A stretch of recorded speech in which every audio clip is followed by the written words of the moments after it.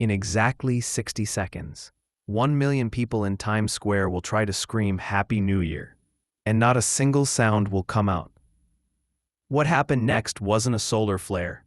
It wasn't an EMP. It was something that had been waiting at the bottom of the ocean for 10,000 years, and we finally woke it up.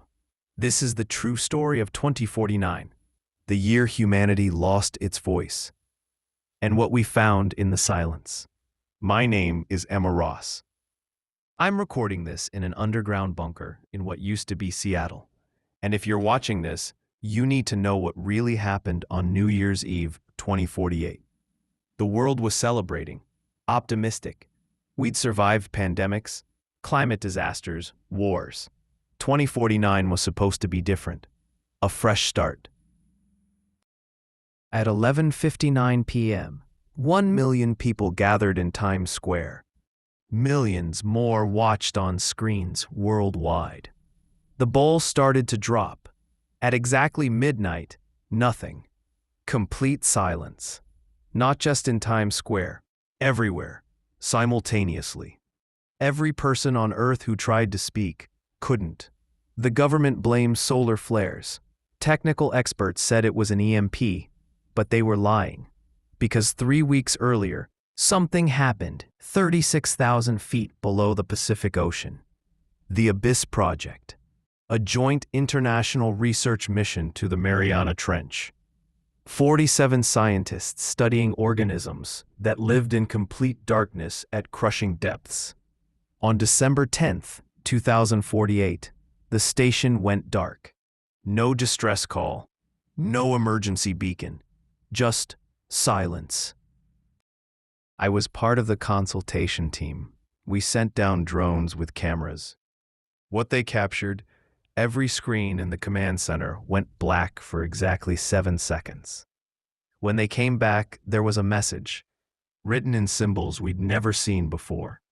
Our linguists worked for 3 days straight. They decoded 3 words. Speaking invites them.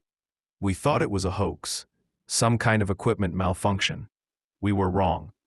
Within days, people started reporting symptoms. Tightness in the throat, a ringing that wouldn't stop, but only when they talked. Kids said words felt heavy. On December 27th, a woman in Tokyo tried to scream during a subway emergency. Security cameras caught it. Her voice came out backwards, like time itself was rejecting her scream. The footage was destroyed within an hour, but I heard it, and that sound, it wasn't human anymore. So we arrived back at midnight, 1 million people, all trying to celebrate, all trying to speak. You can see it in their faces, the exact moment they realize something is catastrophically wrong. Phones died, not just dead batteries, completely bricked. Every communication device on Earth went dark simultaneously. But here's what's terrifying. Written text still worked. Pen and paper, hand signals. It was only spoken communication that was targeted. Someone, or something, was specifically silencing our voices. Emergency services collapsed within hours. You can't call 911 when phones don't work and voices don't exist. Cities became ghost towns filled with living people, desperately trying to communicate through notes and gestures. But some people refused to accept it. They thought they could outsmart it. Engineer a solution. My colleague, Dr. Mark Webb, built a mechanical voice box, a device that could speak without human vocal cords. He was brilliant, and it cost him everything. January 3rd, 2049. I was there when Mark tested his device. The machine powered on. Speakers crackled, and then it spoke. 3 words. Can you hear? The air around him folded. I know how that sounds, but that's what happened. Reality bent like paper being crumpled. There was a sound, not a sound really, more like the absence of sound crushing inward. When it cleared, Mark was gone. Just his wheelchair remained, spinning, empty. The device was still running, still speaking, but now it was saying something else. Thank you for calling us. Thank you. Thank you. Thank you. Thank you. I destroyed it, but the damage was done. We'd confirmed it. Something was listening. And when you spoke, it found you. Within a month, 1,700 people vanished.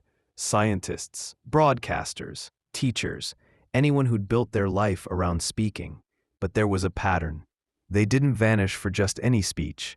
They vanished when trying to communicate specific information. Facts, coordinates, truth. Whatever was listening didn't want us to share knowledge. It wanted us isolated. Ignorant. Alone. I spent weeks analyzing data from the Abyss project wreckage. The equipment was still transmitting from the ocean floor, still recording. And what it captured changed everything I thought I knew about our planet.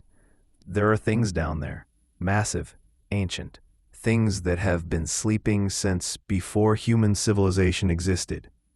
Ancient cultures knew about them. Cave paintings from 40,000 years ago show the same entities, the same warnings. Silence in the deep, silence in the voice. The Abyss project didn't discover them. We woke them up. With our sonar, our drilling, our endless noise. For centuries, we've been getting louder. Machines, engines, sonar arrays powerful enough to deafen whales. We turned the ocean into an echo chamber of human noise. And on December 10th, 2048, we finally pushed too far. Something at the bottom of the Mariana Trench woke up. These entities, they don't just hear sound. They feed on it, on vibration, on the energy of communication itself. And human voices were the richest food source they've found in millennia. This bunker was built by a group called the Resistance of Sound. 12 of us trying to find a way to communicate without triggering vanishings. We discovered that subsonic frequencies below human hearing could slip past them. We could broadcast, send messages, but every transmission was a risk. By March 2049, humanity had adapted.